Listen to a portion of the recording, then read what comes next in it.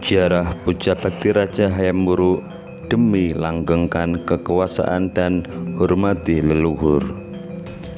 Raja Hayam Wuruk gemar berziarah ke tempat suci untuk melakukan puja bakti. Hal ini dilakukan Raja Majapahit yang terkenal ini untuk menghormati leluhurnya. Kerajaan Majapahit mencapai kejayaannya di bawah kepemimpinan Raja Hayam Wuruk tahun 1350 sampai 1389. Meski telah membawa kejayaan bagi Majapahit, namun sang raja tidak lupa diri. Perjalanan ke tempat-tempat suci untuk berziarah, yakni di Candi Sumberjati atau Candi Simping dan Candi Penataran atau Candi Palah di Blitar. Candi Sumberjati yang terletak di daerah Blitar Selatan adalah sebuah candi pendarmaan Kertarajasa, pendiri dan raja pertama Majapahit. Dia adalah leluhur Raja Hayam Wuruk, sehingga sudah kewajibannya untuk mengunjungi bahkan memelihara tempat pendarmaan leluhur tersebut. Perjalanan sang raja itu tercatat dalam buku Menuju Puncak Kemegahan Sejarah Kerajaan Majapahit karya Slamet Mulyana. Perjalanan Hayam Wuruk juga ditandai oleh kegiatan dan kunjungannya ke tempat suci guna menghormati leluhur dinasti Majapahit. Tempat-tempat yang mendapat perhatian khusus adalah Singasari, Kagenengan, Kidal, dan Jayagu atau Candi Jago. Di Singasari, Hayam Wuruk melakukan puja bakti di sebuah dharma atau candi pendarmaan milik buyutnya, Kertanegara, raja terakhir Singasari.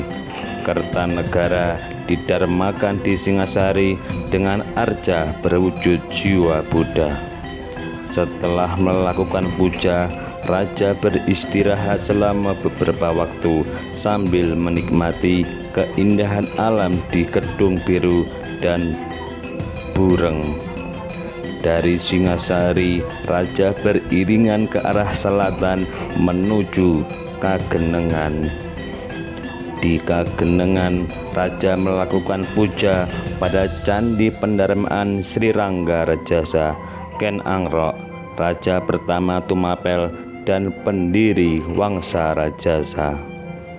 Perjalanan sang raja itu juga tercatat dalam teks Desawarnana atau Negara Kertagama karya Empu Prapanca yang turut dalam perjalanan tersebut.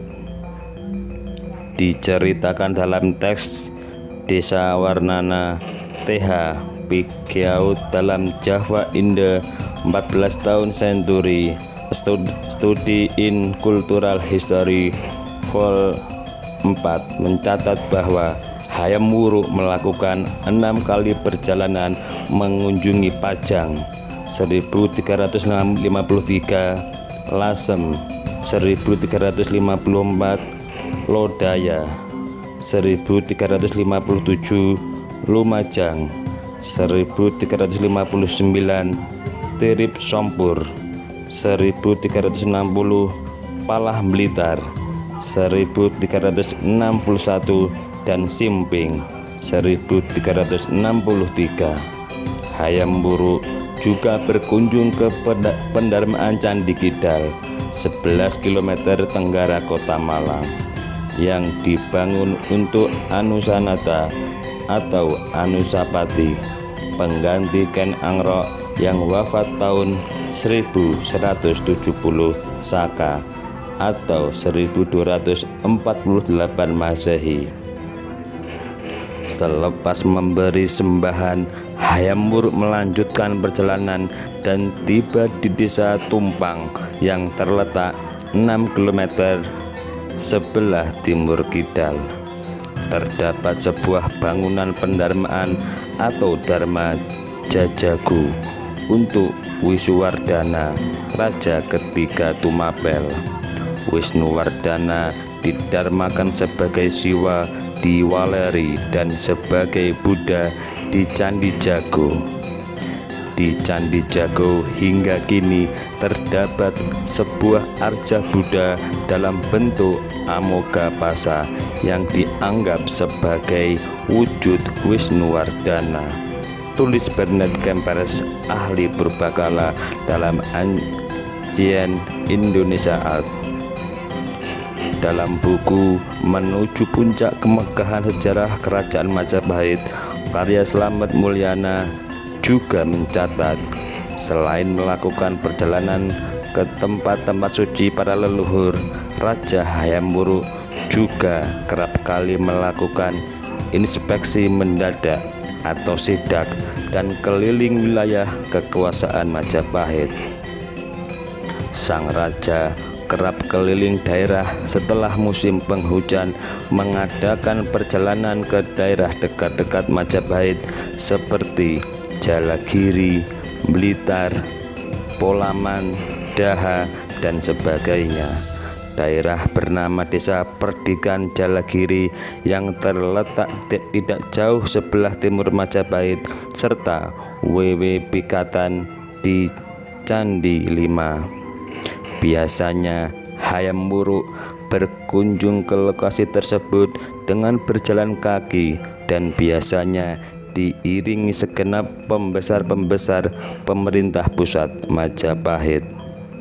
Tercatat pada tahun 1355 Masehi, Hayam Wuruk juga melakukan perjalanan lumayan jauh ke Pajang, kemudian ke Lasem yang berada di Rembang, Jawa Tengah pada 1354 Masehi. Perjalanan ke Pantai Selatan 1357 Masehi, dia juga pernah melalui hutan terus ke Lodasya, Teto, Sideman pada tahun 1359 Masehi. Hayam Wuruk juga tercatat pernah mengunjungi Lumajang sekitar bulan Agustus sampai September tahun 1359 Masehi atau 1281 Saka pada peninggalan agama Hindu. Perhatian Hayam Wuruk terhadap desa-desa dan bangunan ternyata juga disambut oleh para penghuni desa dan warga yang didatangi. Perjalanan berkeliling itu dimaksud untuk menyaksikan sendiri keadaan kehidupan rakyat kecil di desa-desa di wilayah Majapahit.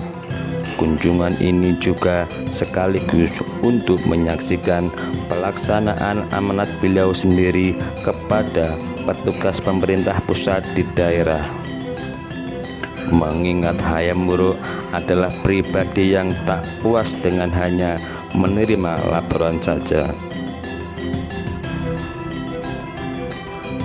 Hayam Wuruk ingin menyaksikan sendiri keadaan rakyat di desa-desa yang sulit dikunjungi orang sekalipun. Oleh sebab itu, Hayam Wuruk kerap kali menelusuri wilayah-wilayah di sulit diakses, bahkan hingga tepi laut.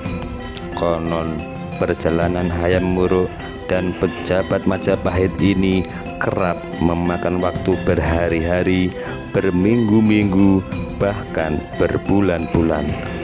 Betapapun tempat yang sulit dijangkau dan tersembunyi, Hayam Wuruk menyempatkan diri untuk mengunjungi rakyatnya di pelosok wilayah. Kunjungan inilah yang juga membuat masyarakat nyaman dan aman. Bahkan para pendeta, para resi, dan para petapa yang kerap tinggal di pantai, gunung, dan hutan belantara dan tempat-tempat sunyi untuk bertapa brata, bersemedi, merasa aman.